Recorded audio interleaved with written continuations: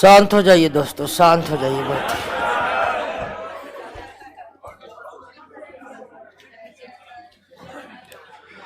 बैठ जाइए, बैठ जाइए, तेजी से, जगह पर्याप्त है, बैठिए।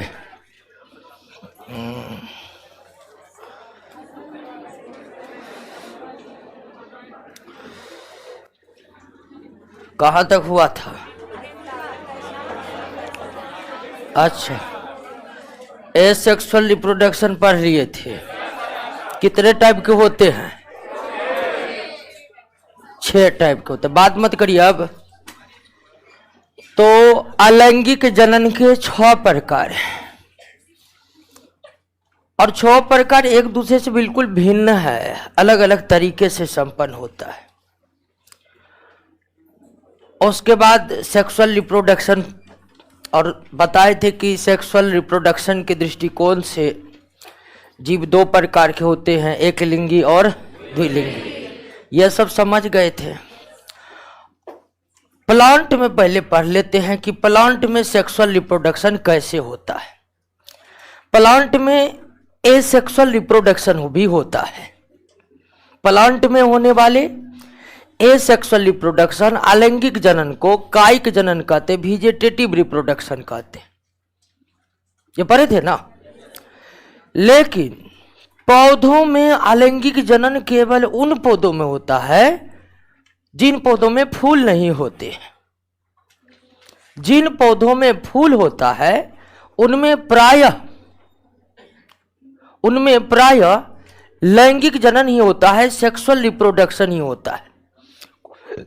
कुछ फूल वाले पौधे में भी अलैंगिक जनन होता है, जैसे गुलाब में फूल खिलते हैं, बड़े अच्छे फूल खिलते हैं, लेकिन उसमें कायिक जनन यानी कि उसके तना को काटकर हम नए गुलाब के पौधे पैदा कर सकते हैं कि नहीं कर सकते। तो फूल वाले पौधे में ही केवल लैंगिक जनन होते हैं, बिना फूल वाले पौधे में लैंगिक जनन नहीं होते हैं। बिना फूल वाले पौधे में केवल अलैंगिक जनन होते हैं। लेकिन फूल वाले पौधे में प्रायः अधिकांश लैंगिक जनन ही होते हैं, लेकिन कुछ कुछ फूल वाले पौधे में भी अलैंगिक जनन करने की क्षमता होती है। तो फूल वाले पौधे और फूल वाले पौधे किस वर्ग के पौधे होते हैं दोस्तों? फूल वाले पौधे होते हैं आपको एंजियोस्पर्म प्लांट। क्या होते हैं? एंजियोस्पर्म प्लांट, यानी कि आवृत बीजी पौधे। इसको क्या कहते हैं? आवृत बीजी। प्लांट किंगडम में कुल 5 फाइलम पड़े थे, थैलोफाइटा, बरफाइटा, टेरिडोफाइटा, जिम्नोस्पर्म और एंजियोस्पर्म। तो अगर लैंगिक जनन की बात करिएगा तो पौधों की दुनिया में जो 5 फाइलम है या 5 अलग अलग प्रकार के पौधों के जो समूह हैं, उनमें केवल एक ही समूह है आवृत बीजी एंजियोस्पर्म, जिसमें फूल होते, और किसी भी वर्ग के पौधे में फूल नहीं होते। तो अगर लैंगिक जनन की बात करिएगा तो लैंगिक जनन अगर पौधों में होता है तो वो केवल कैसे पौधों में होता है? आवृत बीजी पौधों में होता है। आपसे पूछ देगा क्या आप थैलोफाइटा के बारे में जानते ही हैं, शैवाल और लाइकेन इसके अंतर्गत आते हैं। बरफाइटा के बारे में पढ़ाए हुए हैं, माउस, लिवर बट, ठीक है ना। उसके बाद टेरिडोफाइटा, सिलेजिनेला, फर्न, ये सब पौधे आते हैं।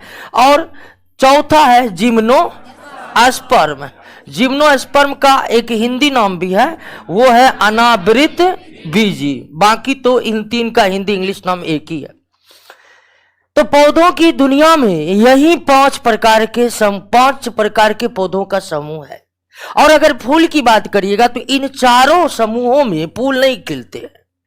अर्थात पौधे की दुनिया जो है उनमें थैलोफाइटा, बरफाइटा, टेरिडोफाइटा, ठीक है, जिम्नोस्पर्म में लैंगिक जनन होते हैं, जिम्नोस्पर्म में, ठीक है, जिम्नोस्पर्म में, ठीक है, अभी तुरंत थोड़ा सा, जिम्नोस्पर्म में लैंगिक जनन होते हैं, लेकिन इसमें फूल नहीं होते, एक अलग तरह से लैंगिक जनन होते हैं। लेकिन वास्तविक लैंगिक जनन अगर किसी पौधे में होते हैं तो वो एंजियोस्पर्म होते हैं, और इनमें जो लैंगिक जनन होते हैं किसके माध्यम से होते हैं? फूल के माध्यम से होते हैं। इन 4 वर्ग में जो है 3 वर्ग में अलैंगिक जनन ही होते हैं, इसमें लैंगिक जनन होते हैं लेकिन फूलों के माध्यम से नहीं होते क्योंकि इसमें फूल नहीं खिलते हैं। लेकिन लैंगिक जनन के उपरांत इन पौधों में बीजों का निर्माण होता है। तो मुख्य रूप से लैंगिक जनन केवल उन्हीं पौधों में होते हैं जिन पौधों में क्या होते हैं? फूल होते हैं। याद रखना है कि फूल वाले पौधों में भी अलैंगिक जनन की सुविधा होती है, ठीक है ना। जैसे चमेली के फूल में, गुलाब के फूल में हम अलैंगिक जनन करवा सकते हैं, तने को काट कर नए पौधे बनवा सकते हैं। तो पौधों में जो सेक्सुअल रिप्रोडक्शन होता है, अलैंगिक जनन होता है, वह किसके माध्यम से होता है? फूल के माध्यम से। अर्थात पौधों के जीवन चक्र के दृष्टिकोण से सबसे महत्वपूर्ण भाग कौन है? फूल है। या पौधों के जनन अंग कौन है? फूल है। पौधों के जनन अंग कौन होते हैं? फूल होते हैं। तो फूल ही पौधों के जनन अंग है, फूल ही पौधों के जनन अंग है, तो निश्चित ही सबसे पहले फूल को समझना पड़ेगा, तब तो हम समझ पाएंगे कि आखिर फूलों के माध्यम से जनन होते कैसे हैं पौधों में। तो आइए सबसे पहले हम फूल को पढ़ लेते हैं। क्या हुआ? बैठिए आराम से। कहां थे इतने देर से?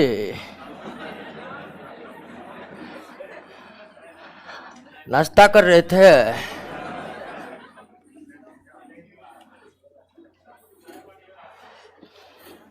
बैठ गए? आइए, स्ट्रक्चर ऑफ फ्लावर, फूल की संरचना। चलिए, सब गुड मॉर्निंग हो रहा है पूरा, ठीक है। तो फूल के संरचना समझने के लिए सब रेडी हैं?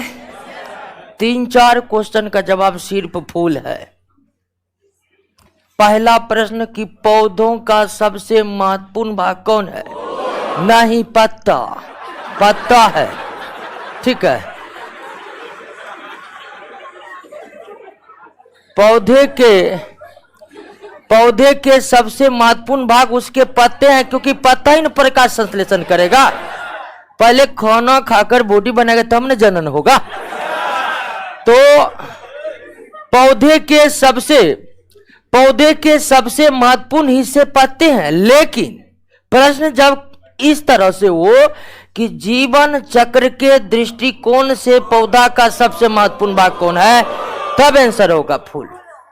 पौधे में लैंगिक जनन किसके माध्यम से होते हैं? फूलों के माध्यम से होते हैं। पौधों का जनन अंग क्या है? फूल है। जनन इकाई भी पूछ दे तो वो क्या है? फूल है। तो आइए फूलों के बारे में समझते हैं।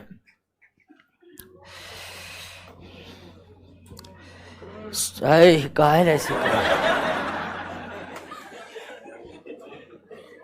ध्यान दीजिए, फूल जो है वह पौधे के तने एवं पौधे के शाखाओं में विकसित होते हैं। पौधे के ब्रांचेज में फूल लगते हैं, शाखाओं में फूल लगते हैं। और फूल एक डंठल के द्वारा पौधे के तने से क्या होता है? जुड़ा होता है। एक डंठल के द्वारा पौधे के तने से जुड़ा होता है, एक डंठल के द्वारा जुड़ा होता है। यह है आपका शाखा, और इसी से एक डंठल के माध्यम से फूल शाखाओं से जुड़ा रहता है। और फूल जिस डंठल के माध्यम से पौधों के शाखाओं से जुड़े रहते हैं उसे कहते हैं पेडिसेल कहते हैं। क्या कहते हैं? पेडिसेल। हिंदी नाम में बहुत संयुक्त अक्षर है, ठीक है। आपको बहुत ज्यादा याद करने में दिक्कत होगा, इसीलिए अंग्रेजी नाम ही याद रखिएगा, ठीक है ना। तो फूल जिस डंठल के द्वारा पौधों के शाखाओं से जुड़े रहते हैं उस डंठल को क्या कहते हैं? पेडिसेल कहते हैं। पेडिसेल डंठल का नाम है।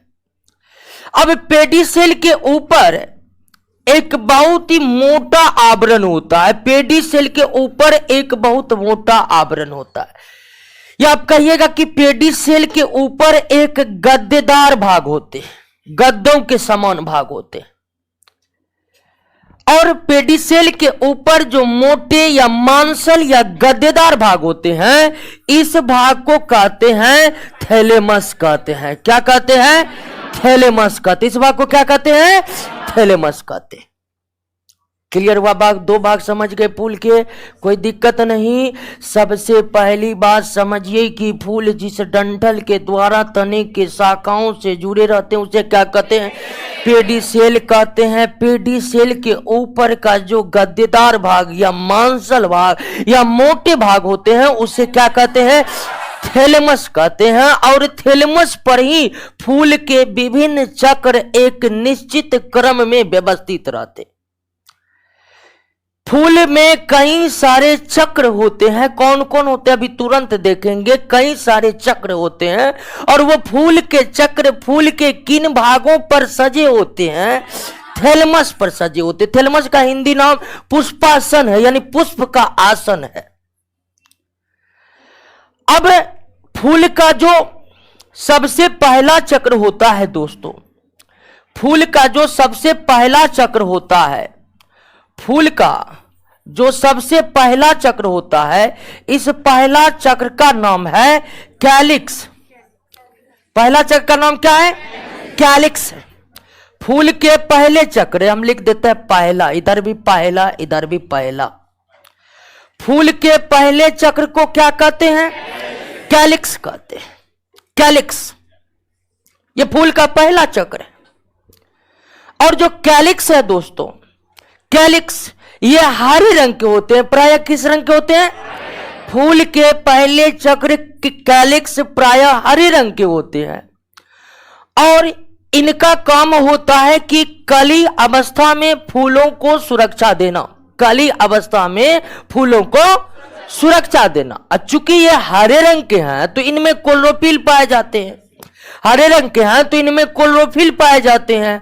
क्लोरोफिल पाए जाते हैं तो ये प्रकाश संश्लेषण करने में भी यह भाग क्या होता है? सक्षम होता है। तो ये प्रकाश संश्लेषण भी करते हैं, भोजन बनाते हैं और फूलों को पोषण प्रदान करते हैं। तो एक तरह से फूल के पहले चक्र कैलिक्स जो हरे रंग के हैं वह आपको दो काम करते हैं। एक कली अवस्था में फूलों को सुरक्षा प्रदान करते हैं और दूसरा प्रकाश संश्लेषण के माध्यम से भोजन बना करके पौधों को पोषण प्रदान करते हैं। पहला चक्र क्लियर हो गया। तो ये कह रहा है कि नोट में नहीं है। नोट में नहीं है, नोट में छूट गया होगा। एक बार फिर से सेंड कर दीजिए, ठीक है, टेलीग्राम ग्रुप में। ठीक है, कोई पिछला नोट्स में जो था ना वो 3 चैप्टर नहीं था। ठीक है, तो उसके बाद धीरे धीरे चैप्टर जुड़ते गया। ठीक है, तो विद्यार्थी सब हड़बड़ा जाता है, सबको लगता है कि मास्टर है कोई बुक से हमको लिख के दे देगा। ठीक है, मतलब नोट्स बनता है ना उसमें बहुत समय लगता है। 3-4 सोर्स को पढ़ना पड़ता है, फिर उसको एक जगह संक्षिप्त करना पड़ता है और तब जाके नोट में देते, तब नोट बनता है। ठीक है, किताबें से देना तो डायरेक्ट किताबें ना आपको बताते खरीद लीजिए, इतना मेहनत करने क्या जरूरी है। ठीक है, तो होता है कभी कभी जो है ना, कभी जैसे अब केमिस्ट्री का नोट्स बदल रहा है, कौन चैप्टर कब बदल जाएगा कहना मुश्किल है। क्या हम फूल के पहले चक्र को समझ चुके हैं कि नहीं? कोई दिक्कत नहीं। फूल के जो दूसरे चक्र होते हैं दोस्तों, फूल के जो दूसरे चक्र होते हैं इसका नाम है कोरोला। फूल के जो दूसरे चक्र होते हैं इसका नाम क्या है? कोरोला नाम है।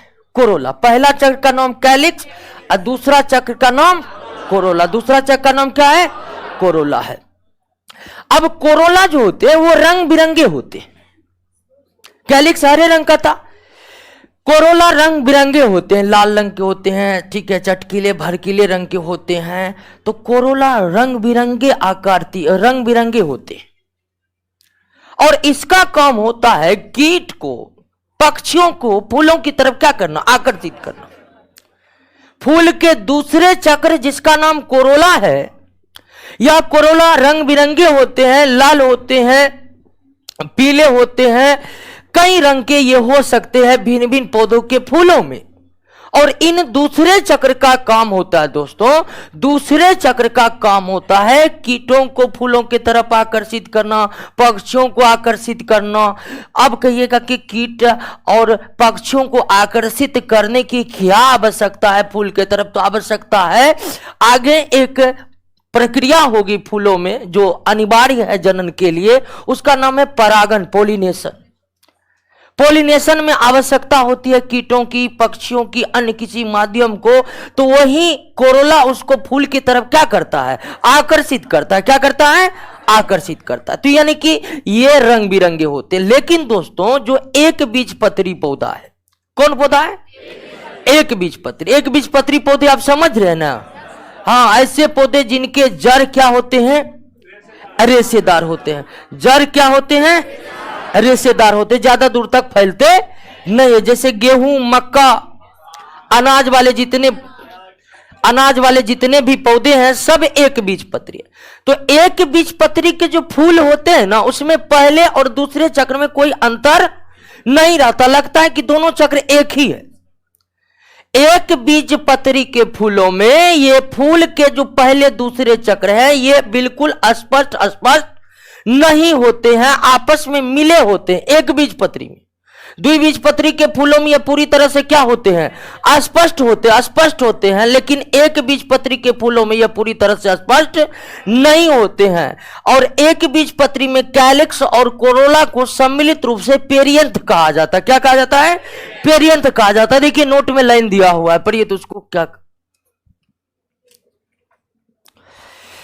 नोट में 9, 10, 11 लेसन नहीं है। 9, 10, 11 लेसन नहीं है दोस्तों, तो टेलीग्राम पर डाला हुआ है, उसके टेलीग्राम चैनल पर जाइएगा, फाइल में देखिएगा 9, 10, 11 उसमें है, निकलवा लीजिएगा। शुरुआत की बायोलॉजी के नोट्स में 3 चैप्टर तैयार नहीं हुए थे, इसीलिए नहीं जुड़ा हुआ, तो पढ़ लिए। एक बीजपत्री है कितना नोट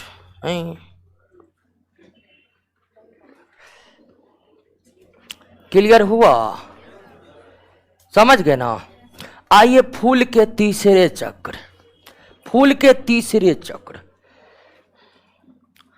फूल के जो तीसरे चक्र होते हैं दोस्तों, फूल के जो तीसरे चक्र होते हैं, फूल के जो तीसरे चक्र होते हैं ये ढेर सारे होते हैं। फूल के जो तीसरे चक्र होते हैं क्या होते हैं? ढेर सारे होते हैं। देख रहे हैं यहां 4 बनाए हैं, ये ढेर सारे हो सकते हैं।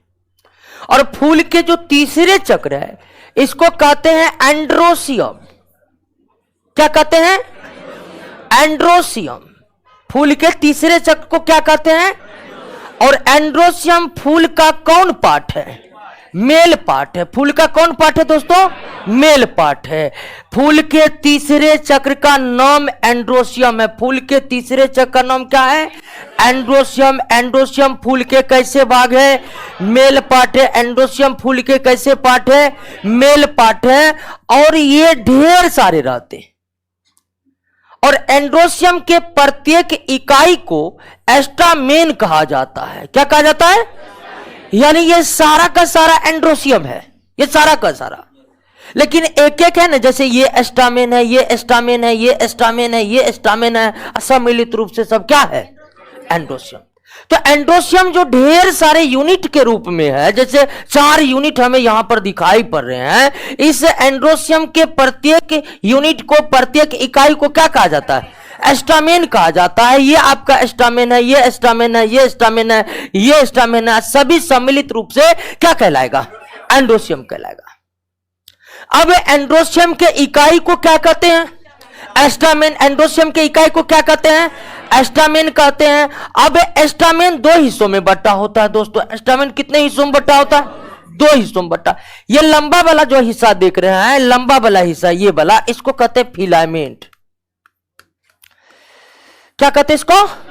फिलामेंट कहते हैं। ठीक है, ये लंबा वाला हिस्सा को क्या कहते हैं? फिलामेंट कहते हैं। और ऊपर में एक पॉकेट समान हिस्सा है कि नहीं है? एक पैकेट के समान जो हिस्सा है इसे एंथर कहते हैं। क्या कहते हैं? एंथर कहते हैं। क्या कहते हैं दोस्तों? एंथर कहते हैं। क्या कहते हैं? एंथर कहते हैं। क्लियर हो गया? समझिए फिर से, फूल के पहले दूसरे चक्र समझ गए। फूल के तीसरे चक्र को क्या कहते हैं? एंडोसियम कहते हैं। एंडोसियम ढेर सारे होते हैं जिसके प्रत्येक इकाई को क्या कहते हैं? एस्टामेन कहते हैं। एस्टामेन कितने हिस्सों में बटा होता है? 2 हिस्से में। ये लंबे वाले हिस्से को क्या कहते हैं? फिलामेंट। पॉकेट वाले हिस्से को क्या कहते हैं? एंथर कहते हैं। पॉकेट वाले हिस्से को क्या कहते हैं? एंथर कहते हैं। क्लियर हो गया?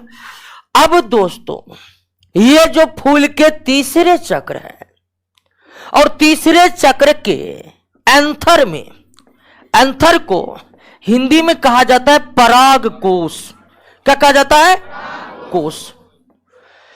फूल के एंथर में जैसे ही फूल परिपक्व होते हैं अर्थात वयस्क बनते हैं, तो फूल के एंथर में, फूल के पराग कोश में, ठीक है ना, फूल के पराग कोश में, फूल के एंथर में दोस्तों खिलता है पोलन ग्रेन। सॉरी, बनता है क्या? पोलन ग्रेन बनता है। क्या बनता है? पोलन ग्रेन बनता है। यानी इसको क्या कहते हैं? पराग कण बनते हैं। यानी पराग कण दोस्तों बनते हैं, पराग कोश में बनते हैं। पराग कोश फूल के तीसरे चक्र का सबसे टॉप वाला पार्ट है, सबसे टॉप वाला पार्ट है। और ये जो पोलन ग्रेन बना है दोस्तों, यही है आपके पौधे का मेल गेमिट। यही पौधे का क्या है? मेल गेमिट है। मेल गेमिट, जिसको हिंदी में कहते हैं नर युग्मक। क्या कहते हैं? नर युग्मक। पोलन ग्रेन जो है यह मेल गेमिट है, नर युग्मक है। जैसे जंतु का नर युग्मक स्पर्म होता है, उसी तरह पौधों का मेल गेमिट क्या होता है?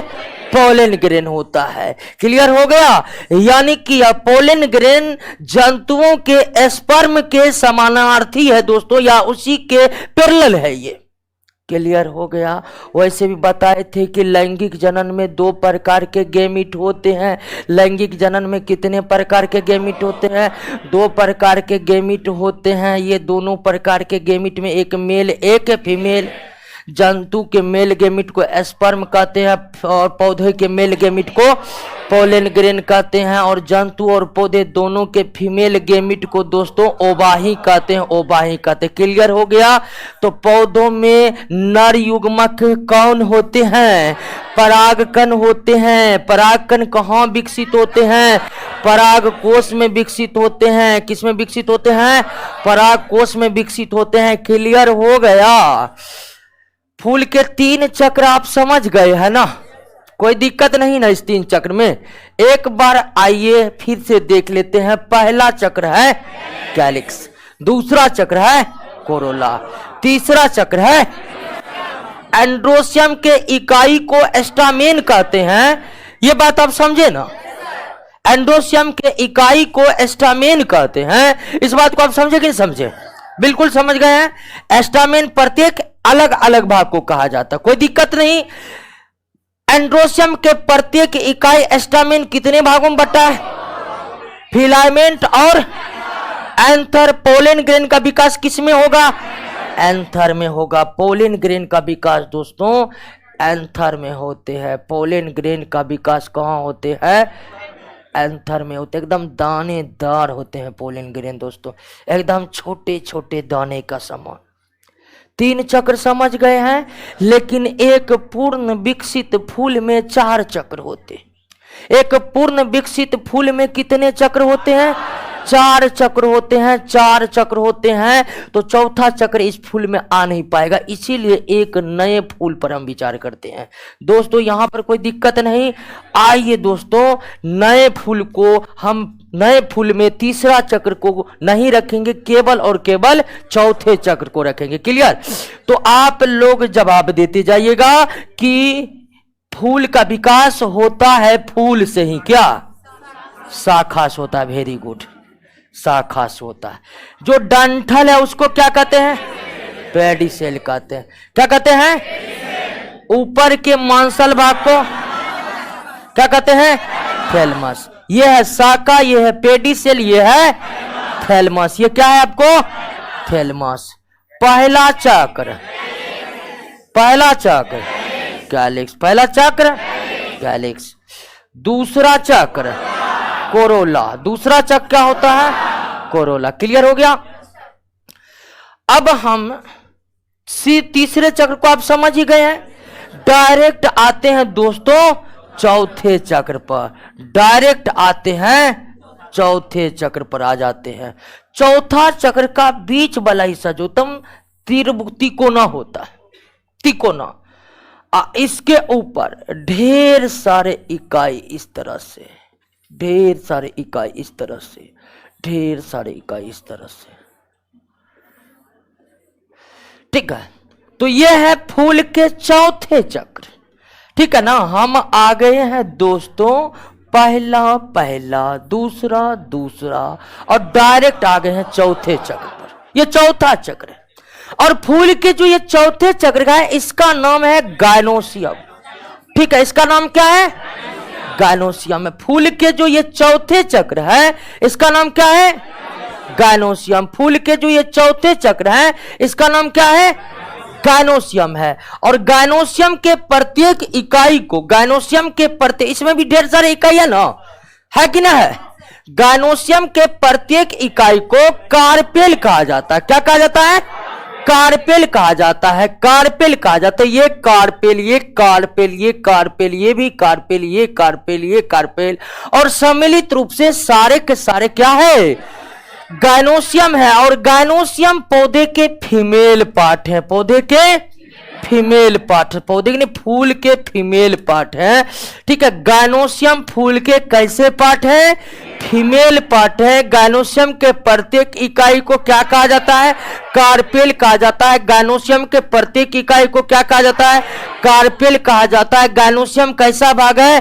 फीमेल पार्ट है। गायनोसियम कैसा पार्ट है?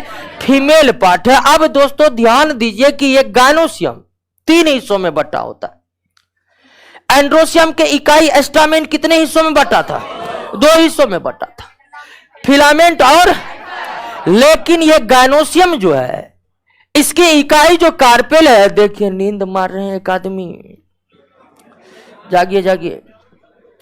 गायनोसियम, गायनोसियम जो है, गायनोसियम जो है उसके प्रत्येक इकाई को क्या कहते हैं? कार्पेल कहते हैं। कार्पेल कहते हैं। अब ध्यान दीजिए कि ये 3 हिस्सों में बटा हुआ है। और 3 हिस्सों में ये जो नीचे वाला त्रिभुजाकार हिस्सा देख रहे हैं ना, इसको कहते हैं ओवरी। क्या कहते हैं? ओवरी कहते हैं। ये वाला हिस्सा क्या कहलाता है? ओवरी। ये वाला हिस्सा एस्टाइल, एस्टाइल, एस्टाइल। ये ऊपर का हिस्सा एस्टिग्मा, एस्टिग्मा। क्लियर हो गया? फूल के चौथे पार्ट समझ गए? ये चौथा पार्ट है।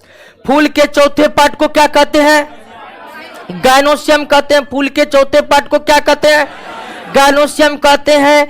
और गायनोसियम के प्रत्येक इकाई को क्या कहते हैं? कार्पेल्स कहते हैं। क्या कहते हैं? कार्पेल्स कहते हैं। गायनोसियम कैसा भाग है? फीमेल पार्ट है। गायनोसियम के प्रत्येक इकाई कार्पेल्स 3 भाग में बटे होता है। सबसे निचला हिस्सा, कार्पेल्स के सबसे निचले मोटे हिस्से को क्या कहते हैं? ओवरी के बाद वाले हिस्से क्या कहते हैं? सबसे टॉप वाले हिस्से को, सबसे टॉप वाले हिस्से को एस्टिग्मा। क्लियर हो गया? कोई दिक्कत नहीं दोस्तों। अब ध्यान दीजिए, इस ओवरी के भीतर, ठीक है, ओवरी के भीतर, ओवरी के भीतर पाया जाता है ओव्यूल। ओव्यूल, ओव्यूल को हिंदी में कहते हैं बीजांड। क्या कहते हैं? बीजांड कहते हैं। ओवरी को हिंदी में क्या कहते हैं? अंडाशय कहते हैं। तो अंडाशय जो है, ओवरी जो है, इसके भीतर में क्या होते हैं? ओव्यूल होते हैं। ओवरी के भीतर में क्या होते हैं? ओव्यूल होते हैं। ओव्यूल के भीतर में होते हैं एम्ब्रियो सैक। क्या होते हैं? एम्ब्रियो सैक, यानी कि भ्रूणपोष। और भ्रूणपोष के भीतर होते हैं क्या? ओभा, यानी किया अंडाणु। और अंडाणु ही आपका है एक प्रकार का, एक प्रकार नहीं, फीमेल गैमीट। अंडाणु ही आपका है फीमेल गैमीट। क्लियर हो गया? एक बार इस प्रोसेस को समझिए। क्या समझिए कि चौथा चक्र गायनोसियम, जिसकी इकाई कार्पेल्स, कार्पेल्स के सबसे निचले मोटे भाग को ओवरी कहते हैं। इस ओवरी के भीतर में होता है ओव्यूल, ओव्यूल के भीतर में होता है एम्ब्रियो, सैक के भीतर में होता है ओवा। देख रहे हैं ओवा कितना सुरक्षित है। पहले ओवरी, ओवरी के भीतर में ओव्यूल, यानी कि पहली परत ओवरी के भीतरी परत ओव्यूल, ओवलिक के भीतरी परत उस एम्ब्रियो सैक के भीतर है ओवा ही पौधों के फीमेल गैमीट है, यानी अंडाणु है। क्लियर हो गया दोस्तों? तो फूल के चारों चक्र समझ गए, कोई दिक्कत नहीं ना। पहला चक्र कैलिक्स, दूसरा चक्र कोरोला, तीसरा चक्र, चौथा चक्र। तो एक पूर्ण विकसित फूल में कितने चक्र होते हैं? 4 चक्र होते हैं। लेकिन एक बीज पत्री फूल के पहले और दूसरे चक्र अलग अलग विभाजित नहीं रहते हैं, एक में ही समेटी हुई रहती है और उसको कहते हैं पेरियंथ। लेकिन विकसित पौधों के फूल में 4 चक्र होते हैं, 4 चक्र होते हैं। लेकिन ध्यान दीजिए दोस्तों कि आपको हम पहले बताए थे कि पौधे, प्लांट जो है,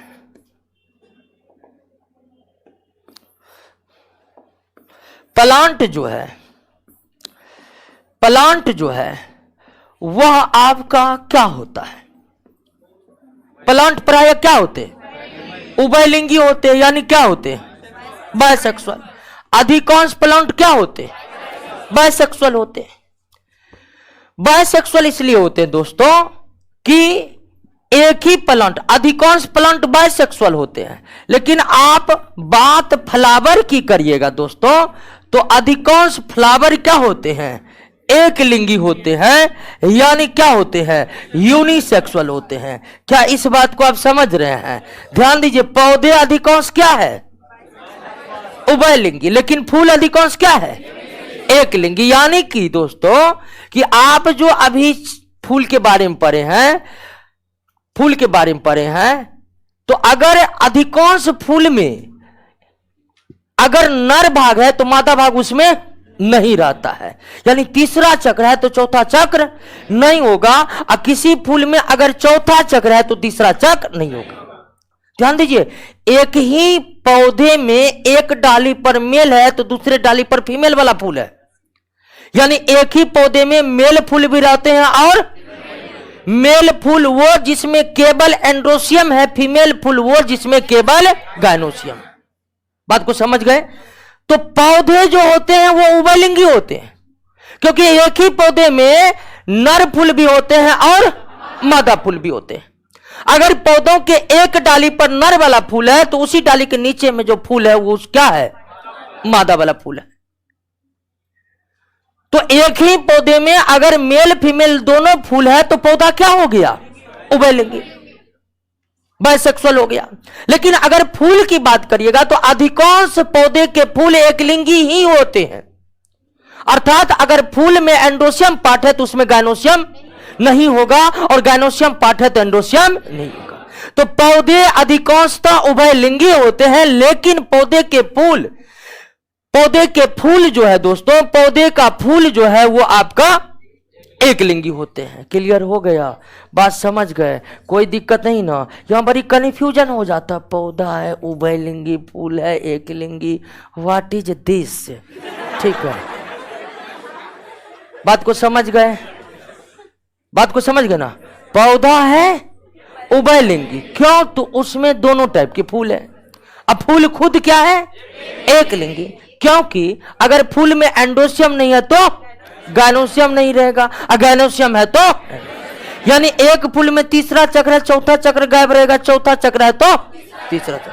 लेकिन कई ऐसे फूल हैं जिसमें चारों चक्र पाए जाते हैं। ऐसा नहीं कि फूल केवल एक लिंगी होते हैं, कुछ फूल जो है उभयलिंगी भी होते हैं, कुछ फूल जो है उभयलिंगी भी होते हैं। क्लियर हो गया? हमको लगता है कि अब फूल के स्ट्रक्चर को समझ चुके हैं। अच्छा, पिंक कलर से मत लिखिए, क्या दिक्कत है? विजिबिलिटी नहीं बन रही है क्या? नहीं, लड़का लोग देखता होगा कम वोल्टेज पर ना, उसको ब्राइटनेस क्या बोलते जी? अच्छा,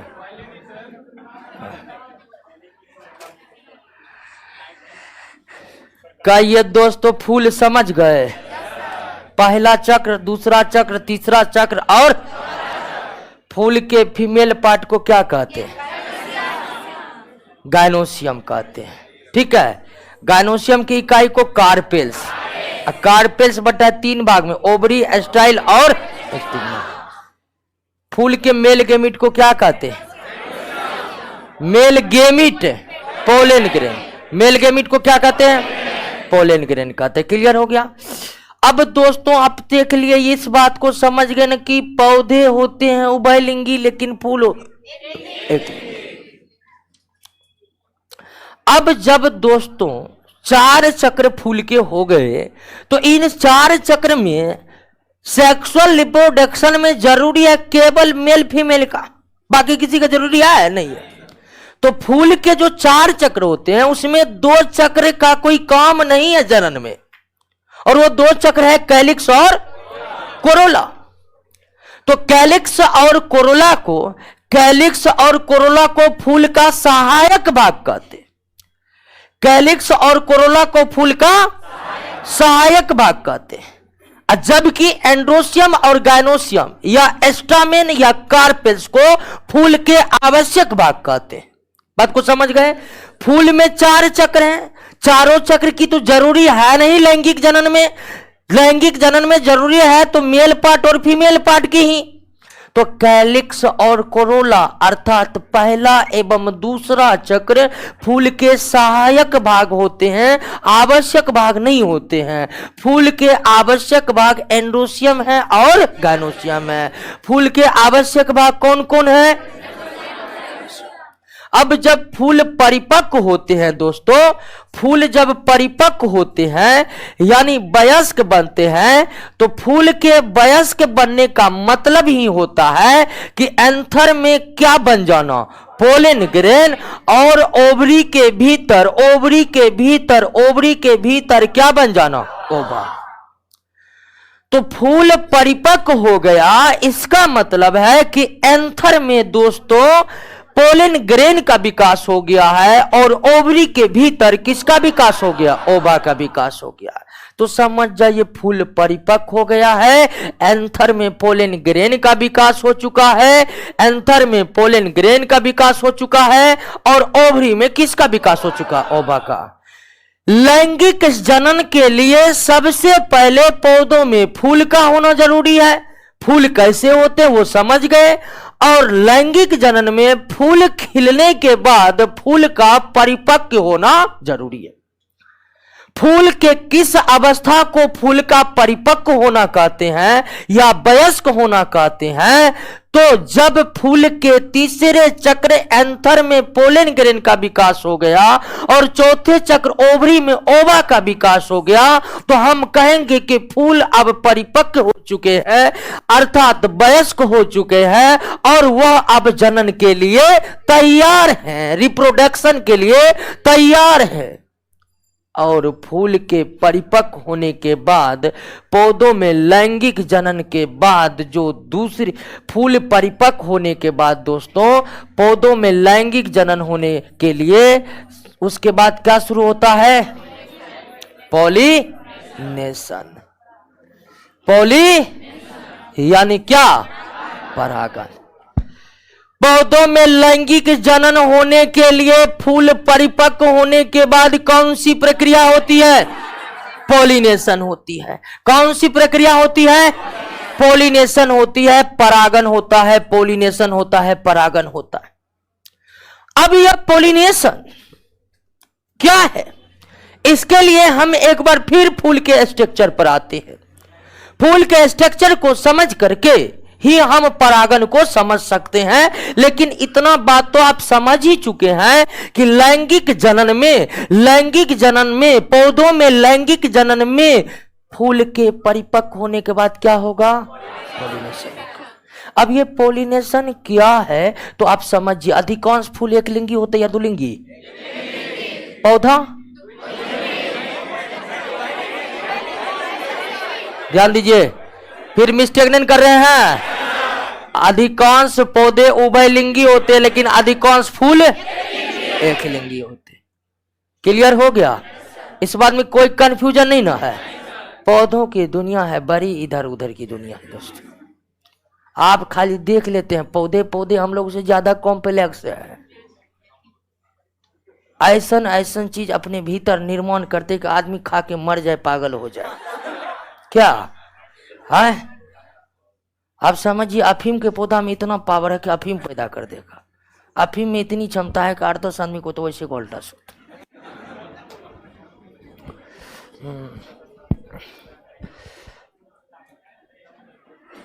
चलिए, एक लड़का कमेंट कर रहा है कि आज बहुत हैंडसम लग रहे हैं। ठीक है, अरे ध्यान दीजिए, पिछले दिनों खराब लग रहे थे क्या?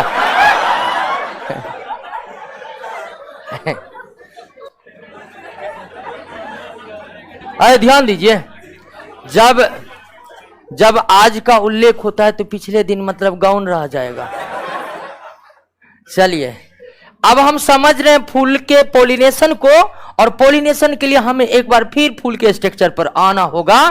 तो फूल खिलेगा फूल से ही, क्या? शाखा से। Very good, very good. और डबल डबल फूल बनाना पड़ेगा। डंठल का नाम, डंठल का नाम पेडिसेल। इस बार फूल तो आप समझ ही चुके हैं, तो हम छोटा सा ही फूल बनाते हैं।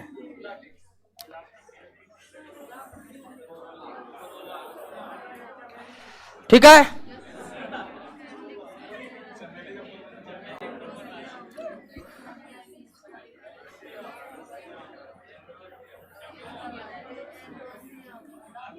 डायग्राम आप फूल का समझ रहे हैं ना? यही अभी 3D फूल लाते तो आप डायग्राम नहीं समझते, फूले को देखते। ये स्थिति होती है, इसीलिए हम अगला एक में मेल बना देते हैं, एक में फीमेल बना देते हैं।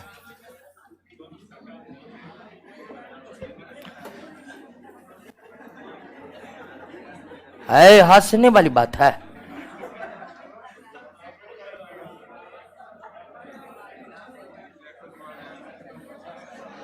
क्लियर है? सब समझ रहे हैं? समझ रहे हैं ना? ये है आपके सामने में दो फूल, एक में दोस्तों केवल एंथर है, क्या है? एक में दोस्तों केवल ओवरी है। अब समझना किसको? परागन वह प्रक्रिया है जिसमें पोलन ग्रेन, कौन? पोलन ग्रेन एंथर से उठ करके एस्टिग्मा पर पहुंच जाता है। बात को समझ रहे हैं ना? बात को समझ रहे हैं ना क्या? कि परागन, पोलिनेशन वह प्रक्रिया है जिसमें एंथर में बना पोलन ग्रेन उठ करके कहां पहुंच जाता है? एस्टिग्मा पर पहुंच जाता है। कहां पहुंच जाता है? एस्टिग्मा पर। यही प्रक्रिया क्या है? पोलिनेशन। पोलिनेशन वह प्रक्रिया है जिसमें मेल पार्ट उठ करके फीमेल पार्ट पर जाना। ठीक है ना? समझ रहे ना बात को? मेल पार्ट यानी कि मेल गैमिट का उठ करके फीमेल वाला पार्ट पर पहुंचना ही क्या है? परागन। यही ना है परागन। यानी कि वास्तव में अगर देखिए, पूर्ण रूप से अगर परिभाषित करना चाहे हम परागन क्या है, तो परागन वह प्रक्रिया है जिसमें परागकण यानी पोलन ग्रेन, ये एंथर है ना जी, एंथर से उठ करके कहां पहुंच गया? परागकण का, पोलन ग्रेन का मेल पार्ट से उठ करके फीमेल पार्ट पर पहुंचना, या परागकण का एंथर से उठ करके एस्टिग्मा पर पहुंचना ही क्या कहलाता है?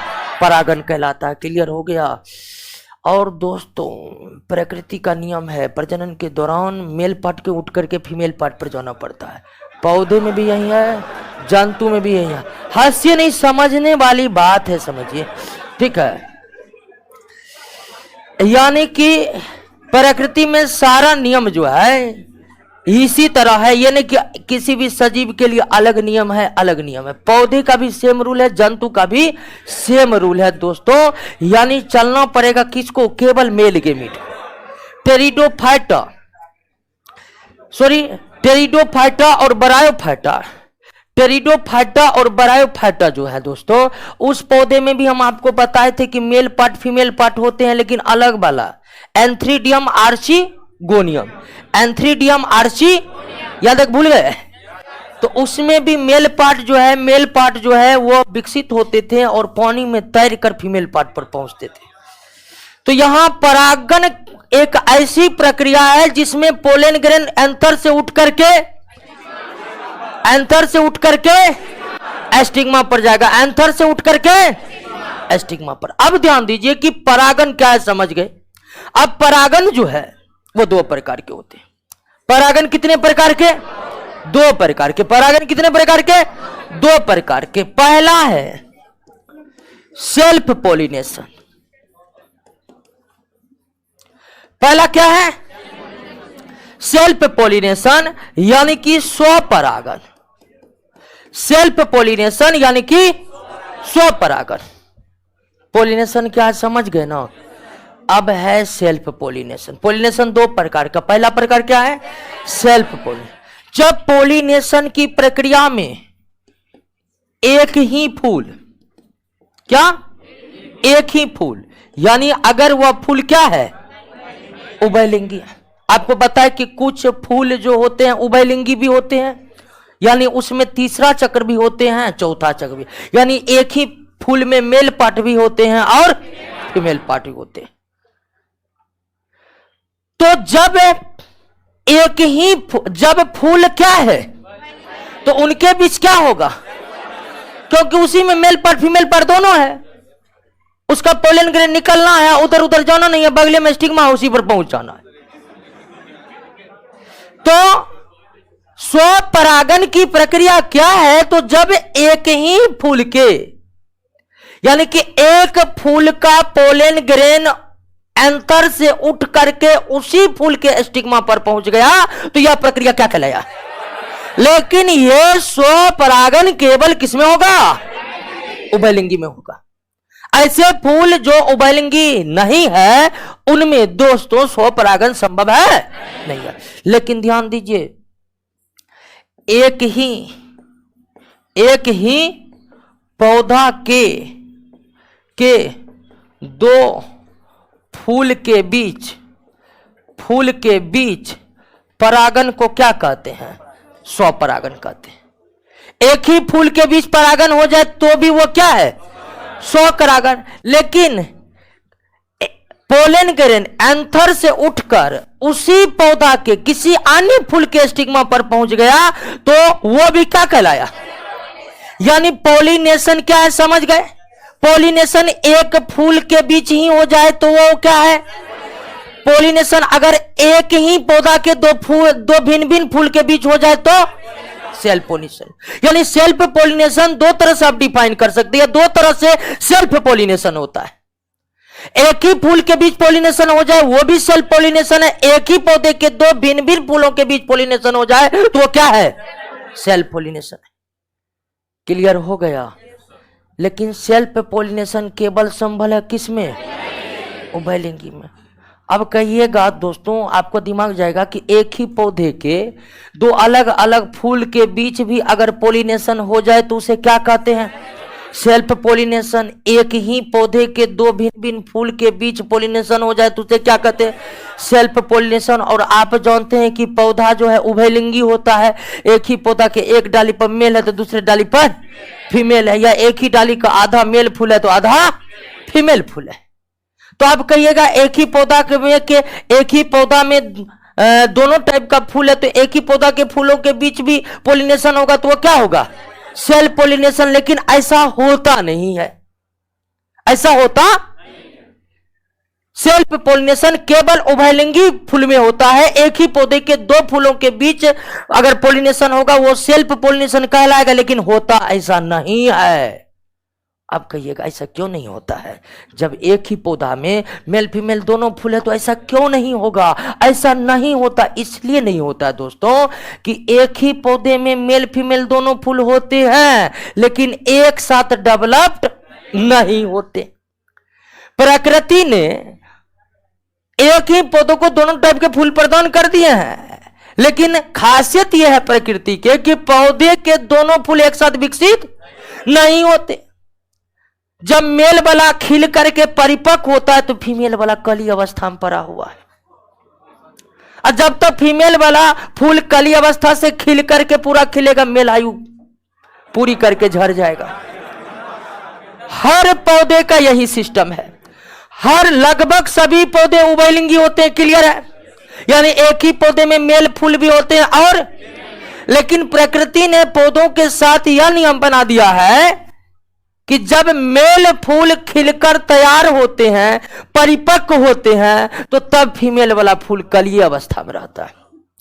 और जब फीमेल वाले फूल पूरी तरह से खिलकर प्रजनन के योग्य बनते हैं तब तक उस पौधा का मेल फूल झड़ के गिर जाते हैं। अब कहिए सेल्फ पोलिनेशन का मौका मिलेगा? तो प्रकृति ने सेल्फ पोलिनेशन के रास्ते को ही क्या कर दिए हैं? बंद कर दिए। सेल्फ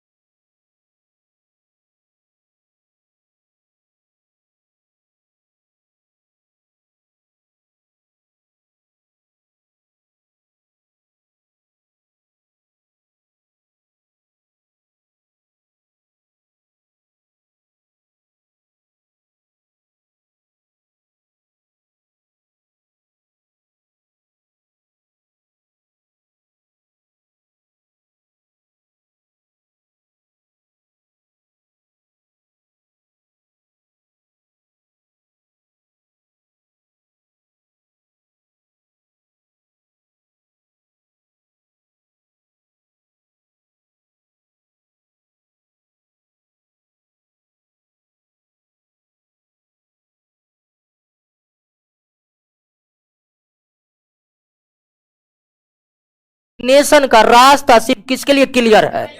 एक ही फूल, बाइसेक्सुअल फूल के लिए। क्योंकि एक ही फूल में मेल फीमेल पार्ट है तो दोनों एक ही साथ विकसित होंगे, एक साथ विकसित होंगे तो उनके बीच सेल्फ पोलिनेशन हो जाएगा। तो सेल्फ पोलिनेशन केवल उभयलिंगी फूल में होता है। एक ही पौधे के दो फूलों के बीच होने वाले पोलिनेशन को सेल्फ पोलिनेशन कहते हैं, लेकिन प्रकृति इस तरह का पोलिनेशन होने नहीं देता है। क्यों नहीं होने देता, इस बात को आप समझ चुके हैं ना? अब दोस्तों सेल्फ पोलिनेशन होगा तो किस फूल में?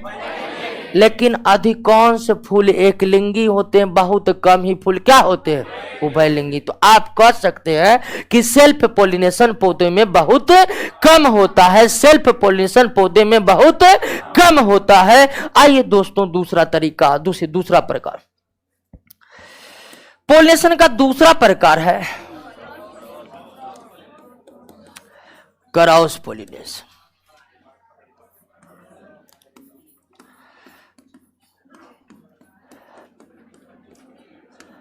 पर परागण, क्रॉस पोलिनेशन यानी कि पर परागण। अब इसमें तो कोई दिक्कत नहीं है, सेल्फ का डायरेक्ट अपोजिट ये क्रॉस, ठीक है। इसमें दो पौधा एक ही जाति के दो पौधा के फूल के बीच होने वाला परागण क्या कहलाएगा? पर परागण। यानी आप देख रहे थे कि सेल्फ पोलिनेशन में एक ही फूल भाग लिया या एक ही पौधे के फूल भाग लिया, लेकिन पर परागण क्या है? तो जब पोलन ग्रेन एंथर से उठकर दूसरे पौधे जो उसी जाति को है, यानी कि अमरूद का पोलन ग्रेन आम पर जाकर गिरेगा, ठीक है ना? हाँ, तो एक पौधे का पोलन ग्रेन उठकर उसी जाति के दूसरे पौधे के फूल के स्टिग्मा पर गिरेगा, तो यह पोलिनेशन क्या कहलाएगा? यानी सीधा मतलब समझिए कि सेल्फ पोलिनेशन में एक फूल या एक ही पौधा का फूल भाग लेता है, और पर परागण में दो अलग अलग पौधे के फूल भाग लेते हैं। पर परागण में दो अलग अलग पौधे के फूल भाग लेते हैं, दो अलग अलग पौधे के फूल भाग लेते हैं।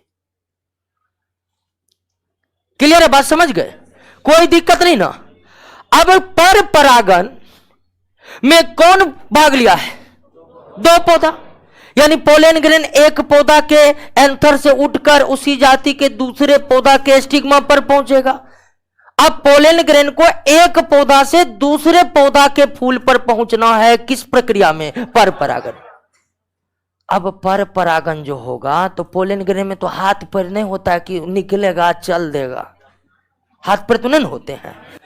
तो सवाल है कि पर परागण के लिए कोई ना कोई माध्यम चाहिए ताकि पोलन ग्रेन एक पौधे से उठ करके दूसरे पौधे पर परागण होने के लिए हमेशा एक माध्यम की आवश्यकता होती है। वो माध्यम हवा हो सकते हैं, वो माध्यम पक्षी हो सकते हैं, वो माध्यम कीट हो सकते हैं, वो माध्यम जल हो सकते हैं, वे माध्यम जंतु हो सकते हैं, वे माध्यम चमगादड़ हो सकते हैं, वो माध्यम चमगादड़ हो सकते हैं, वो माध्यम घोंगा हो सकते हैं, ठीक है, ठीक है, अन्य सरीसृप हो सकते हैं, कई माध्यम हो सकते हैं।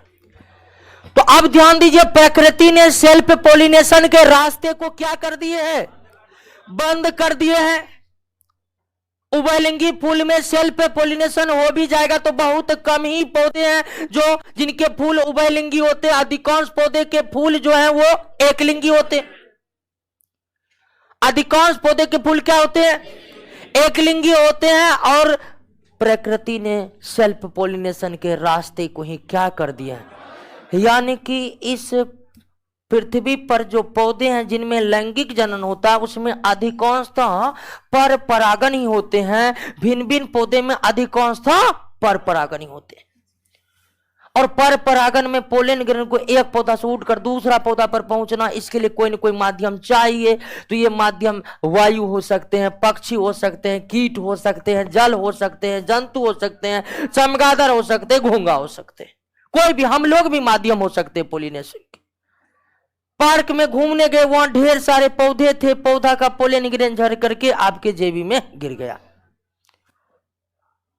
घर पर आए और सट खोले, झारे, पोलन ग्रेन इधर उधर बिखर गया और उसी जाति के दो पौधा आप ही के घर के बगले में था, उसी पर जाकर गिर गया, पोलिनेशन हो गया। तो पोलिनेशन के माध्यम हम भी बन सकते हैं, आप भी बन सकते हैं, कोई भी जंतु बन सकता है। तो पर परागण बिना किसी माध्यम का संपन्न नहीं होगा। पर परागण के लिए माध्यम चाहिए ही चाहिए, क्योंकि पोलन ग्रेन को एक पौधा से उठ करके दूसरे पौधा पर पहुंचना है, एक पौधा से उठ करके दूसरे पौधा पर पहुंचना है। क्लियर बात समझ गए? कोई दिक्कत नहीं ना? अब ध्यान दीजिए कि पर परागण अगर वायु के माध्यम से होता है उसे एनिमोफिलस कहा जाता है, पक्षी के माध्यम से होता है तो ऑरिन्थोफिलस कहा जाता है, कीटों के माध्यम से होता है एंटेमोफिलस कहा जाता है, जल के माध्यम से होता है तो हाइड्रोफिलस कहा जाता है, जंतु के माध्यम से होता है तो जूफिलस कहा जाता है, चमगादड़ के माध्यम से होता है तो चेरेप्टोफिलस कहा जाता है, घोंगा के माध्यम से होता है तो मेलेकोफिलस कहा जाता है, और सांप छिपकली के भी माध्यम से होता है तो उसे मेलेकोफिलस ही कहा जाता है। तो किस माध्यम से पर परागन होने पर उसे किस नाम से जाना जाता है? एक बार नोट पर ध्यान दीजिए तो पढ़िए, तो परीक्षा में काफी बार पूछे जाते हैं। पंखा चले तो गर्मी लग रहा थोड़ा।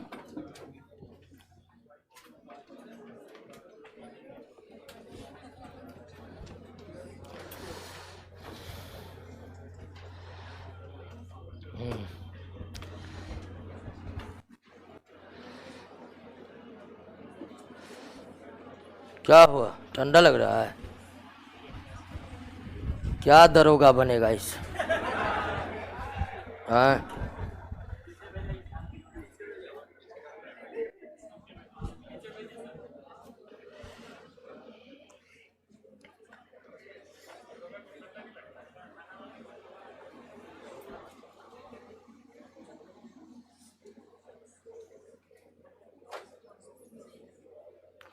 तो उसको याद कर लीजिएगा। पॉलिनेशन हो गया, पोलन ग्रेन एंथर से उठकर कहां पहुंच चुका है? असिग्मा पर।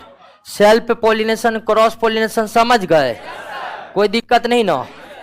अब अधिकांश पौधे में या प्रकृति में सबसे ज्यादा कौन पॉलिनेशन होता है? Cross pollination. अब सवाल है कि सेल्फ पॉलिनेशन भी है, क्रॉस पॉलिनेशन भी है। तो सेल्फ पॉलिनेशन में और क्रॉस पॉलिनेशन में कौन सबसे ज्यादा बेहतर है? क्या सेल्फ पॉलिनेशन बेहतर है या क्रॉस पॉलिनेशन? तो बेहतर क्रॉस पॉलिनेशन है। क्रॉस पॉलिनेशन में दो अलग अलग पौधे के गुण एक में समाहित होंगे। और आपको पता है कि जब अलग अलग टाइप के गुण जब मिलते हैं तो नए गुणों की उत्पत्ति होती है, और वो नए गुण पहले के गुणों से ज्यादा मतलब विकसित होते हैं, ज्यादा विकसित होते हैं। तो लाभदायक तो पर परागन ही है। अच्छे संतान, पौधों के अच्छे संतान पर परागन के उपरांत ही हो सकते हैं। सेल्फ पॉलिनेशन एक ही फूल या एक ही पौधों के फूल के बीच हुआ था, तो उनसे जो नए पौधे विकसित होंगे सेल्फ पॉलिनेशन के उपरांत, उसमें केवल कितने पौधे के गुण? एक ही पौधे के गुण होगा।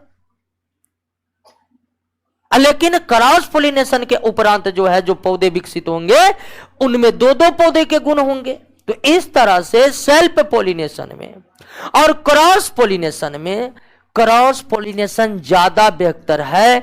अच्छे संतान पौधे के क्रॉस पॉलिनेशन के उपरांत ही पैदा किए जा सकते हैं दोस्तों। तो पॉलिनेशन हो गया, तो सबसे पहले पौधों में फूल खिला, फूल परिपक्व हुआ, और फूल के परिपक्व होने के बाद क्या हुआ? पॉलिनेशन हुआ। पॉलिनेशन समझ गए ना? जैसे ही पौधे में पॉलिनेशन हो जाता है उसके बाद अगला स्टेप है फर्टिलाइजेशन का।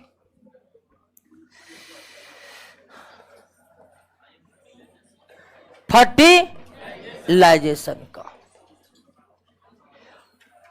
फर्टिलाइजेशन पॉलिनेशन के बाद होता है। फर्टिलाइजेशन पॉलिनेशन के बाद होता है, पहले नहीं होता है। पॉलिनेशन होगा उसके बाद ही फर्टिलाइजेशन होगा दोस्तों। फिलस का मतलब क्या होता है? मतलब नहीं है, फिलस नाम है, उसका मतलब क्या होगा? ठीक है, तो आइए निषेचन में क्या होता है? पौधों का मेल गेमिट का क्या नाम है दोस्तों? पोलन ग्रेन नाम है। मेल गेमिट का क्या नाम है? पोलन ग्रेन नाम है। मेल गेमिट का क्या नाम है? Pollen grain. और फीमेल गेमिट का क्या नाम है? फीमेल गेमिट का क्या नाम है? फीमेल गेमिट का ओवा। फीमेल गेमिट का क्या नाम है? ओवा नाम है। पोलन ग्रेन का ओवा से मिलना ही क्या कहलाता है? निषेचन कहलाता है। निषेचन वह प्रक्रिया है जिसमें मेल गेमिट फीमेल गेमिट से मिलते हैं।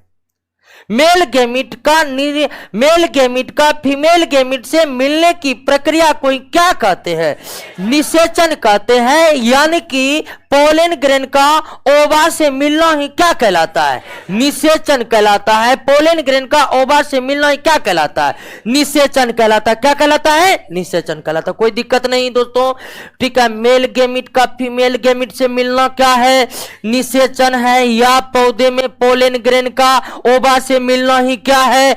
निषेचन है। ये आप समझ चुके हैं। अब निषेचन में क्या क्या होता है दोस्तों, तो एक बार हम फिर फूल पर आते हैं दोस्तों। निषेचन क्या है समझ गए? पौधों का जो है ना लैंगिक जनन, थोड़ा आप पढ़े नहीं होंगे ठीक से तो पहली बार में दिक्कत होगा, लेकिन समझ रहे ना आप, कोई दिक्कत नहीं ना। फूल विकसित होगा, वेरी गुड। थैलमस क्या है? Calyx, Corolla. क्लियर है? अब हमें पोलिनेशन हो गया है, तो पोलिनेशन हो गया है तो दोस्तों मेल पार्ट को छोड़ देते, अब उसका जरूरत है नहीं, वो पहुंच चुका है। हंसते का है जी?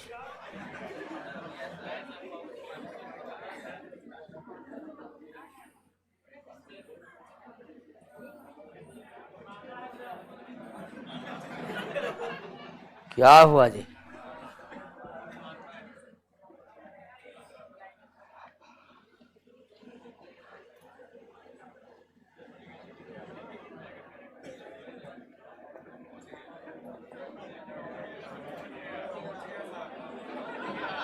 ये पोलन ग्रेन पहुंच चुका है।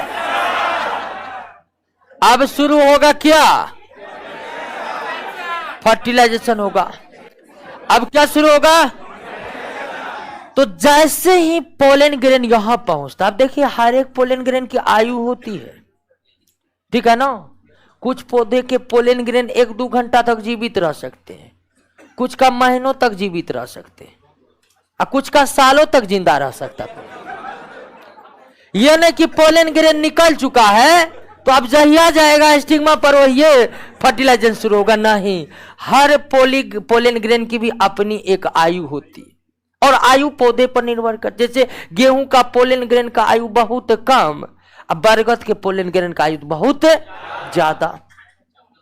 6 महीनों 7 महीनों तक पोलन ग्रेन स्टिग्मा पर पहुंचेगा बरगद का, तो भी कोई दिक्कत नहीं, तो भी उसमें फर्टिलाइजेशन शुरू होगा। तो पोलन ग्रेन हर पौधे के समान अवधि तक जीवित नहीं रहते हैं, समान अवधि तक जीवित नहीं रहते।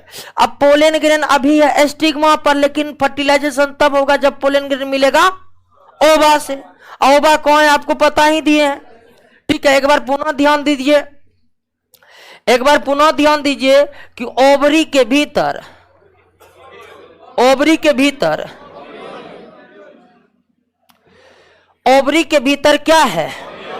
ओव्यूल है, बीजांड है। इसको क्या कहते हैं? बीजांड है। अब बीजांड के भीतर इम्ब्रियो सैक है, इम्ब्रियो सैक है, यानी क्या है? भ्रूणपोष है। क्या दोस्तों? और इसके भीतर में है क्या? ओवा। इसके भीतर में क्या है?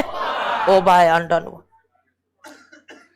यानी दोस्तों अगर बात करिए तो ओवरी के भीतर में ओव्यूल, ओव्यूल के भीतर में इम्ब्रियो, इम्ब्रियो सैक के भीतर में ओवा। विजिबिलिटी बन रही है? बन रही है। मतलब क्या? ओवरी है, उसके भीतर एक परत, उसके भीतर एक परत, उसके भीतर ओवा।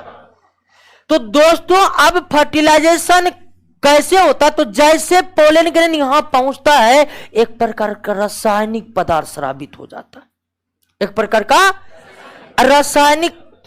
रासायनिक पदार्थ स्रावित हो जाता है।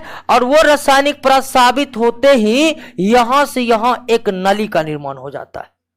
किसका निर्माण? नील नली का निर्माण। पोलन ग्रेन स्टिग्मा पर पहुंचते ही एक रासायनिक पदार्थ स्रावित करते हैं। उस रासायनिक पदार्थ का असर यह होता है कि स्टिग्मा से लेकर के ओवरी के शीर्ष भाग तक एक नली का निर्माण होता है। और इस नली का निर्माण, नली का नाम है दोस्तों, इस नली का नाम है पराग नली। क्या नाम है? पराग नली। पराग नली यानी कि पोलन ट्यूब।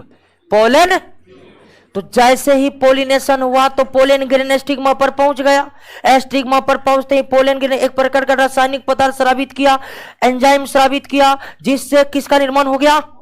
Pollen grain. ये भीतर भीतर ये नली बन जाते हैं। भीतर भीतर नली बनते ही दोस्तों पोलन ग्रेन इस नली में उतरते उतरते उतरते पहुंच जाते हैं कहां? ओवरी।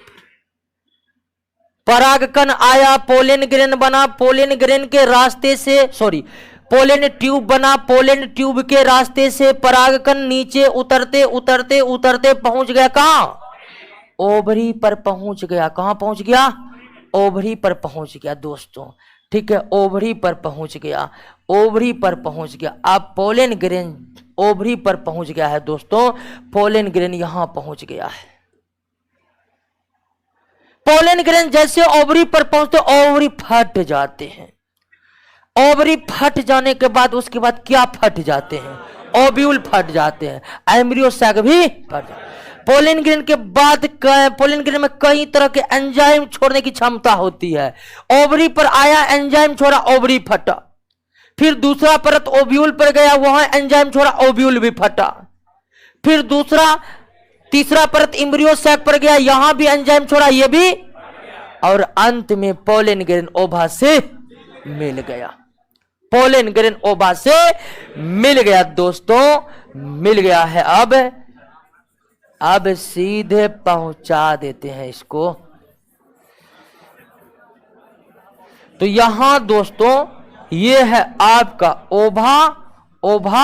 अब पोलन ग्रेन इसके भीतर में ये है आपका ओवा, मान लीजिए ओवा, और इसी के भीतर पोलन ग्रेन अब प्रवेश कर गया है, यानी फर्टिलाइजेशन हो गया। तो फर्टिलाइजेशन में कुछ है, पोलिनेशन हुआ, पोलिनेशन होने से पोलन ग्रेन एंथर से उठकर स्टिग्मा पर आ गया। पोलन ग्रेन स्टिग्मा पर आया, एंजाइम छोड़ा, पराग नली का पोलन ट्यूब का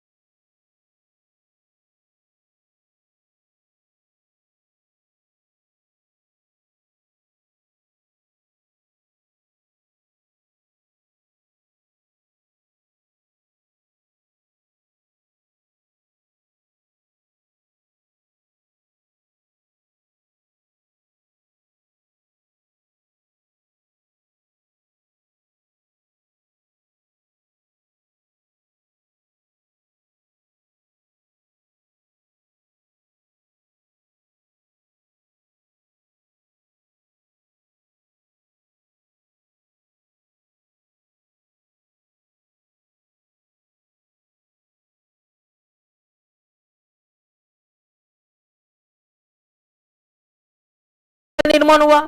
पराग नली से नीचे उतरते उतरते उतरते पोलन ग्रेन ओवरी पर आया, एंजाइम छोड़ा, ओवरी फट गया। दूसरा परत ओव्यूल का होता है, वो परत भी फट गया। तीसरा परत एम्ब्रियो सैक का होता है, वो भी फट गया, और अंततः पोलन ग्रेन ओवा से मिल गया। फर्टिलाइजेशन हो गया। फर्टिलाइजेशन हो गया। फर्टिलाइजेशन होने के बाद दोस्तों, फर्टिलाइजेशन होने के बाद पोलन ग्रेन ओवा से मिल जाता है और बनाते हैं क्या? जायगोट बनाते हैं। इसको कहते हैं क्या? युग्मक। पोलन ग्रेन ओवा आपस में मिल गया, फर्टिलाइजेशन हो गया। फर्टिलाइजेशन हो गया। अब फर्टिलाइजेशन के बाद ये दोनों मिलकर क्या बना लिए? जायगोट। जायगोट जायगोट एक कोशिकीय संरचना है, और जायगोट वृद्धि करके बन जाता है क्या? एम्ब्रियो, यानी क्या? भ्रूण। और भ्रूण जो है दोस्तों बीज के भीतर सुरक्षित हो जाते हैं और नए पौधे उत्पन्न करने के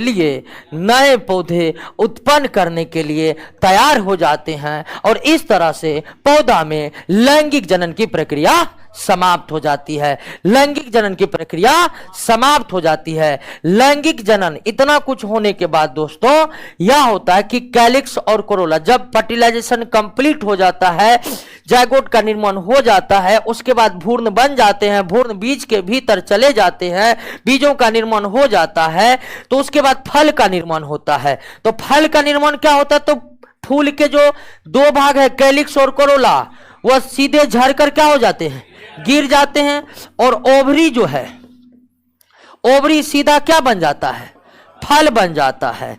ओवरी के भीतर क्या होता है, ओव्यूल, जिसको क्या कहते हैं, बीजांड, ये क्या बन जाता है, बीज बन जाता है। यानी फर्टिलाइजेशन के उपरांत ओवरी, ओव्यूल, इसी ओव्यूल के भीतर सुरक्षित होता है क्या, भ्रूण सुरक्षित होता है, जो नया पौधा उत्पन्न करने के लिए तैयार रहते हैं, नया पौधा उत्पन्न करने के लिए तैयार रहते हैं। क्लियर है, बात समझ गए, कोई दिक्कत? देखिए फूल के कौन से भाग क्या क्या बनते हैं वो देखिए। फूल के देखिए कैलिक्स क्या होता है, कोरोला क्या होता है, ओवरी क्या होता है, ओव्यूल क्या होता है, वो दिया हुआ है ना, उसको पढ़िए। ऑनलाइन वाले गजेंद्र कुमार सिंह, मनीषा कुमारी, मोनू कुमार, आर्यवीर, गूलर के प्लांट में, सारे प्लांट में इसी तरह रिप्रोडक्शन होता है दोस्तों, कुछ इधर तो कुछ उधर।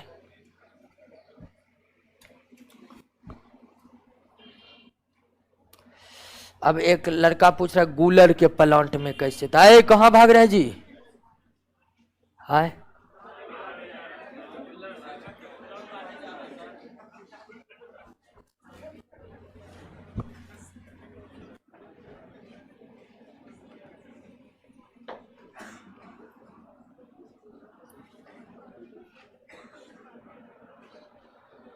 अभिनव कुमार,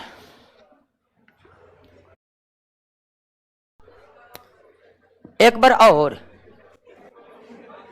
इसमें क्या है, पोलिनेशन समझ गए, पोलिनेशन समझ गए। तो पोलिनेशन की प्रक्रिया में पोलिनेशन के बाद क्या शुरू होगा, पोलिनेशन के बाद निषेचन। देखिए स्टेप बाय स्टेप, पहले फूल परिपक्व होगा, फिर पोलिनेशन होगा, उसके बाद फर्टिलाइजेशन में क्या होना है, पोलन ग्रंथ को ओवा कहां पर है, इसमें कोई दिक्कत नहीं ना, ओवरी के भीतर ओव्यूल, ओव्यूल के भीतर एम्ब्रियो सैक, एम्ब्रियो सैक के भीतर ओवा। अब जैसे ही पोलन ग्रेन पहुंचता है स्टिग्मा पर, तो पोलन ग्रेन एक रासायनिक पदार्थ को स्रावित करते हैं जिससे पराग नली बनते हैं। उस पराग नली के उतरते उतरते पराग कण यानी कि पोलन ग्रेन ओवरी पर आ जाते हैं, जिससे ओवरी फट जाते हैं।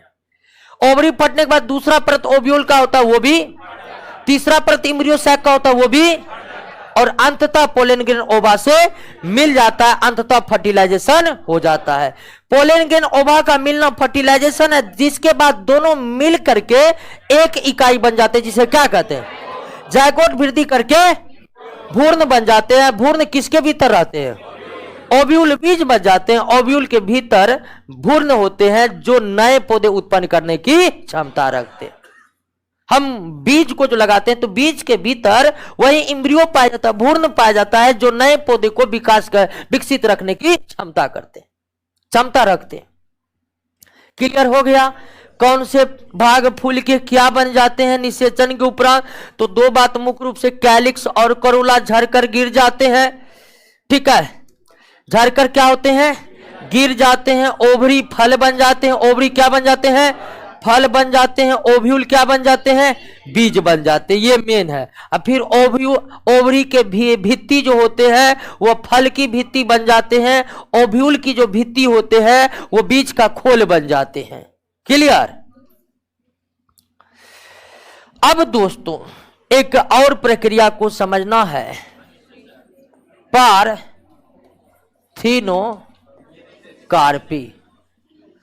अब क्या समझना है, अनिषेक फलन। पार्थिनोकार्पी क्या है? अब आप ये समझ लिए हैं कि फर्टिलाइजेशन क्या है, समझ गए ना? फर्टिलाइजेशन क्या, इसमें कोई दिक्कत नहीं ना। अब ध्यान दीजिए कि पोलन ग्रेन कुछ कुछ पौधे में क्या होते हैं, कुछ कुछ पौधे में पोलन ग्रेन स्टिग्मा पर पहुंच चुका है, यानी पोलिनेशन हो गया है, लेकिन पोलिनेशन के बाद निषेचन हुआ ही नहीं। कुछ कुछ पौधे ऐसे हैं दोस्तों जिसमें पोलिनेशन होता है, लेकिन पोलिनेशन के बाद निषेचन किसी कारणोंवश नहीं होता है या बीच में ही रुक जाता है। पोलिनेशन होता है लेकिन पोलन ग्रेन आगे जो निषेचन की प्रक्रिया में भाग लेगा वो निषेचन किसी कारणवश से हो नहीं पाता, लेकिन ओवरी विकास करके फल बन जाता है। ओवरी तो है ना, फल का निर्माण किससे हुआ? ओवरी से। तो जब पोलिनेशन होने के बाद पौधों में निषेचन की प्रक्रिया किसी कारणवश रुक जाती है, लेकिन निषेचन रुकने के उपरांत भी ओवरी विकास करके फल बन जाते हैं, तो इसी फल को हम क्या कहते हैं? अनिषेक फलन कहते हैं। यानी बिना निषेचन का पौधों में फल का विकसित हो जाना क्या कहलाता है? अनिषेक फलन कहलाता। बिना निषेचन का फल का विकसित होना अनिषेक फलन कहलाता है। बिना निषेचन का फल का विकसित होना क्या कहलाता है? यानी पोलिनेशन हुआ, लेकिन मान लीजिए पोलन ग्रेन यहां पर आया, यहां पर आकर सारा पोलन ग्रेन हवा में उड़ गया, सारे पौधे में नहीं होते ऐसे। तो अब ये ओवरी विकास करके फल बन गया है, लेकिन निषेचन हुआ, तो ऐसे फल तो बन जाते हैं, लेकिन उस फल में बीज होते भी है तो फॉल्स होते हैं, क्योंकि बीज तब ना बनेगा जब निषेचन होगा। पोलन ग्रेन ओवा से मिलेगा तब ना बीजों का निर्माण होगा। तो इसमें पोलिनेशन हुआ, कोई पौधे में पोलिनेशन हुआ, लेकिन निषेचन क्या हुआ? नहीं हुआ, लेकिन ओवरी विकास करके फल, तो ऐसे फलों में बीज होते भी है तो फॉल्स होते। जैसे केला, केला के पौधों में फूल हैं, केला के पौधों में फूल हैं, उनमें पोलिनेशन होते हैं लेकिन निषेचन, लेकिन ओवरी विकास करके फल यानी केला बनते हैं। तो उन केला में बीज नहीं होते, बीज होते भी जो है वो फॉल्स होते हैं, उससे नए पौधे पैदा नहीं किए जा सकते, उससे नए पौधे को पैदा नहीं किए जा सकते। तो बिना निषेचन का फल का विकास होना अनिषेक फलन कहलाता है।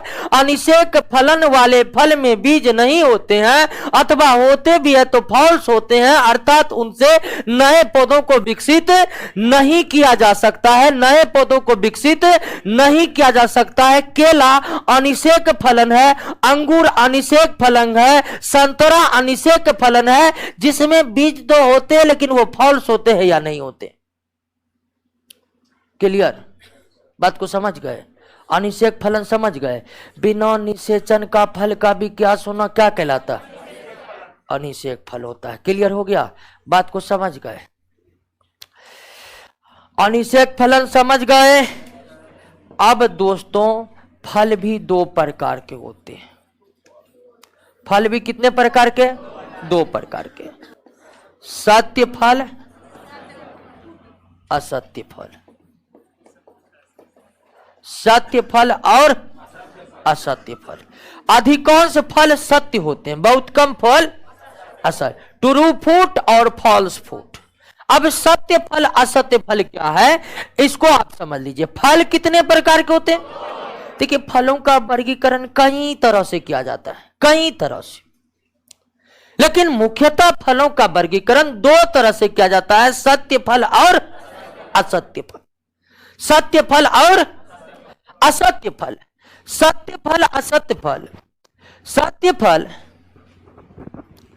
सत्य फल असत्य फल क्या है समझिए। अगर ओवरी विकास करके फल बना, ठीक है, यही ना है ओवरी, ये विकास करके फल बना तो क्या है? लेकिन कुछ पौधों में ओवरी नहीं बल्कि थैलमस फल बन जाते हैं, ऐसे फल को क्या कहते हैं? असत्य फल। अगर ओवरी विकास करके फल बना है तो क्या? लेकिन कुछ कुछ पौधे में ओवरी फल नहीं बनते हैं, बल्कि फल कौन बन जाते हैं? थैलमस। या ओवरी को छोड़कर किसी अन्य भाग से फल बना तो उसे क्या कहेंगे? और ओवरी को छोड़कर किसी अन्य भाग से जो फल बनेगा तो उसमें सबसे विकसित भाग कौन है? थैलमस ही है। क्लियर है ना बात को? तो फल का विकास ओवरी से होता है ना, उसे क्या कहते हैं? सत्य फल कहते हैं। ध्यान दीजिए, अनिषेक फलन का वर्गीकरण अलग है, असत्य फल असत्य फल का वर्गीकरण अलग है।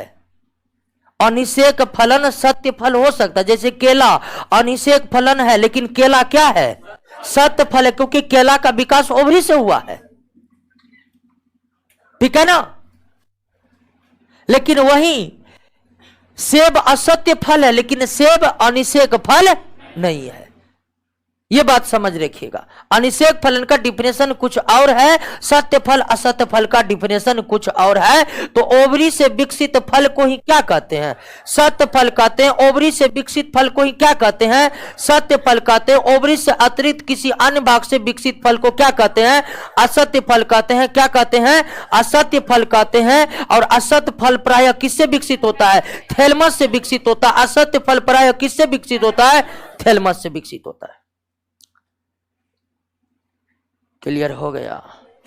अब फूल के विभिन्न फलों से, फूल ने विभिन्न फल के हम अलग अलग भागों को खाते हैं। जैसे बेर खाते हैं तो छिलका सहित खा लेते हैं, आम खाते हैं तो छिलका उतार कर खाते हैं। तो सभी फल के समान भाग खाया नहीं जाता है। तो भिन्न भिन्न फलों के खाने योग्य भाग कौन है, उसका एक लिस्ट दिया हुआ देखिए।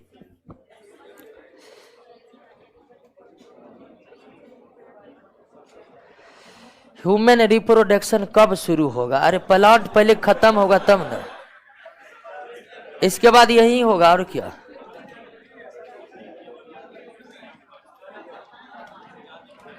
सुमन कुमार, ह्यूमन रिप्रोडक्शन अगला क्लास में होगा।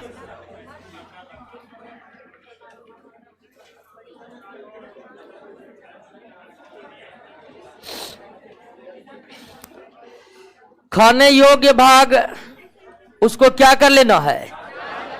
2 पॉइंट है, सीधा याद करना है। एक पर परागन के माध्यम और दूसरा फलों के खाने योग्य भाग। ठीक है, पर परागन के माध्यम और फलों के खाने योग्य भाग। क्लियर है? प्रश्नों को याद कर रहे हैं किन कर रहे हैं? आए प्रश्नों को याद करते रहिए, ठीक है ना? हाँ, तबे कुछ होने वाला है। नहीं तो आदमी सब लगल है, सब पूरा सुने धमकी आ रहा है कि कोचिंग चलाने नहीं देंगे। ठीक है, उसके बाद धमकी आ रहा है पटना में कोचिंग नहीं चलाने देंगे। कल टेंशन नहीं है, पटना में नहीं चलेगा, मुजफ्फरपुर में चलेगा क्या? हाँ, तो कोचिंग तो उस सब अफवाहों पर ध्यान नहीं देना है, खुद पढ़ना है। ठीक है, आराम से पढ़ना है। पता नहीं किससे क्या, अब कौन दरोगा, अब कोई नहीं बन पाया किसी कारण, तो हम क्या कर सकते हैं? कड़ा वर्दी नहीं पहनेंगे तो कुछ नहीं होने देंगे। तो उन सब अफवाहों पर ध्यान नहीं देना है। बहुत तरह के टेंशन चल रहा है, लेकिन सिर्फ आपको पढ़ना है, हमको पढ़ाना है, कोई दिक्कत। बाकी जाए जिधर जाए, जिस दिन होगा देखा जाएगा। ठीक है? हाँ, अब कोई कहता है पटना में कोचिंग नहीं चलाने देंगे। अरे पटने में सारा कोचिंग थोड़े चलता है, 38 जिला है बिहार में, है? पटना में चलाएंगे, दियारा में जाके चलाएंगे। ठीक है? हाँ हाँ, तो आराम से पढ़ना है, घर पर बैठकर पढ़ना है। प्लांट रिप्रोडक्शन थोड़ा पेचीदा विषय है, खास करके जो बायोलॉजी बैकग्राउंड से नहीं है उसके लिए तो बहुत पेचीदा हो जाता है। लेकिन हम स्लोली इसीलिए निकाले आज, सारे चीजों को समझे कि नहीं। तो उससे रिलेटेड प्रश्नों को बनाइएगा। एक क्लास और लगेगा, रिप्रोडक्शन में समाप्त हो जाएगा। मिलिए अगले क्लास में।